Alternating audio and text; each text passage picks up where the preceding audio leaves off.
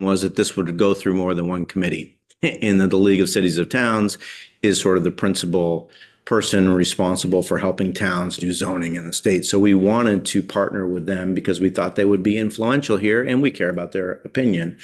But so they have agreed with us on that town should not be zoning farming almost everywhere in the state. They disagree, and I can't remember now right off the top of my head if it's tier 1A areas or tier 1A and 1B areas, but they want the authority to regulate in downtown, village centers, and planned growth areas.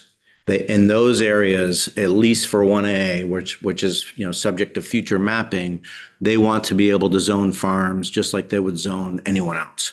They have reasons for that, which, you know, are totally reasonable.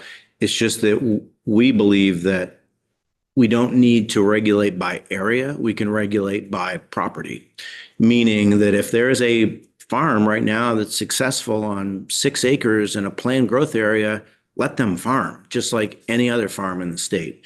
It could be that because they're in a planned growth area, it's going to be that farm won't last because there's going to be the land is worth so much, or maybe they don't want to be in that area anymore. But it could also be that farm will thrive and maybe even thrive more because it has more neighbors and can sell its products. So we just don't want to limit farm. We don't think there's any reason to limit farming anywhere where there's land to do it properly. But that's where we came up with the 1 acre threshold because we recognize that you can't have, you know, a lot of livestock in a subdivision. And so we kind of are we're agreeing with the league that there are some places that livestock isn't appropriate. You can't have 50 cows in downtown Montpelier. Just can't. There's no way that's going to work. And right now, under the RAPs, there's nothing that prohibits that. So it doesn't work, but it's not actually prohibited, which is why we sort of try to come up with this livestock. Let's make sure anybody can have livestock as long as they have enough land to manage the nutrients and they manage the waste. If you've got the land base to do that, you can have livestock, you can be farming. But to sort of think about the town's density concerns and neighbor concerns, we thought 1 acre was a fair threshold, that if you got less than an acre, the town can regulate the livestock if they want, not poultry. We sort of say you can have your chickens, but if you have cows on less than an acre, the town can decide whether or not that's appropriate. And it was a balance. There's no magic number about what's right, but under an acre, you know, you're starting to talk about more densely developed areas, and you're talking about it's hard to manage waste under an acre if you're in certain areas. You might be able to easily have a couple of goats, and the town might not care if you do, and that's great. But if you have a quarter of an acre or a tenth of an acre, as we had in one case, and you try to have goats in your basement, that it doesn't really fit the RAPs. And so we were okay with the town being able to regulate in those instances as they want to, but it's a compromise. The idea is we recognize there are corollary interests. You know, the towns have interests in being able to protect their residents, and farming. To farm certain types of activity, you've got to have the space to do it. And so that was, you know. We may have looked at the definition of poultry a year or two ago. Turkeys. So the way that we proposed it, it's any domesticated bird.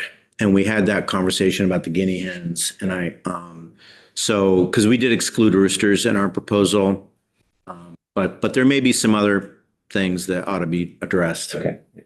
Okay. Stephen, the language you proposed, is that remind me and perhaps the rest of us that about right to grow, what you propose? We proposed that, and the league was supportive of this, which was terrific, is that anybody can grow plants. And somebody raised, and I just talked to the chair about this too, that cannabis ought to be excluded from that because it's not something that we regulate.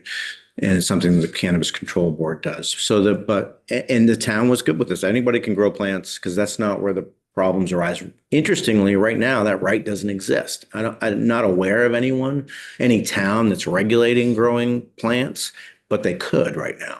And so why not protect that? It's a gap in our opinion. Like anybody should be able to have a garden that wants to have a garden. So let's make that explicit in the law. And that's what we propose is we treated livestock differently because they do pose, because of the waste, because of the feed, because of the infrastructure that can be needed. They pose different issues than an ear of, a line of carrots do. One more question. Yeah, and I know we gotta keep it short. So tier 1A, they'd like to have some control, but not total control on, and some of that was if somebody had a 6 acre garden in a dense area, like a tier 1A area, and had a farmer's market. They wanted to be able to control the access points, the vehicles, the traffic in and out. But in tier 1B, where they want to have control, I have a lot of concern because a lot of our communities that don't fit that dense, like Rutland or Burlington, South Burlington, Montpelier here. A lot of our other communities are tier 1B. And where do they want to grow tier 1B? Into those farms that are adjacent to those villages, because our soils, our prime ag soils are highly desirable to grow houses. And that's where I think we really need to work to protect and get zoning out of farming.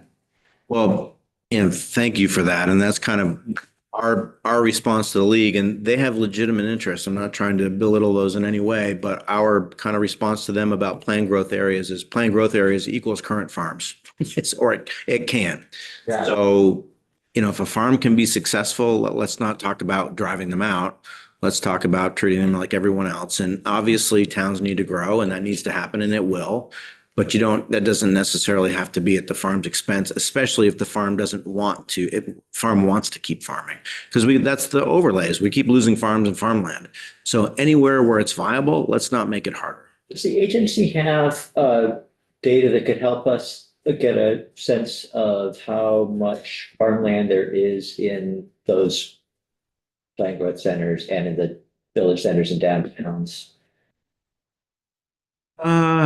That's a great question. I mean, we know where prime ag soil is because that's mapped by the NRCS, the federal NRCS, but that doesn't tell you a lot without, overlaying it. We don't have a registry of farms in the state. We have a registry. We know all the dairy farms and we know a lot of the farms, but they're not registered with us. So it's not a straightforward process. We know land totals, but a lot of that is from survey data from USDA.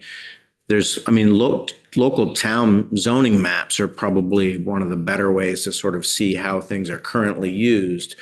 But a big fear of local zoning is not just that you can apply zoning to farming, but you can prohibit farming. Once you have that authority, you can over farming, you can say you can't farm here. Right now, before the Supreme Court decision, that couldn't happen, but now it can.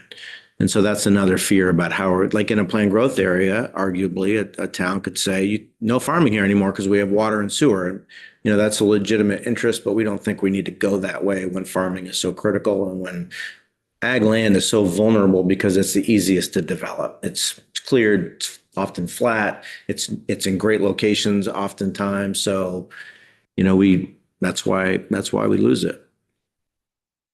Right. I think we'll stop there. Thank you for. Thank you so much. Yep. And so we're back at 1:00. We have several other things on the agenda today, but we'll make time to see what people's reactions are percolating over lunch. This wasn't a lot of that. Yeah. Okay.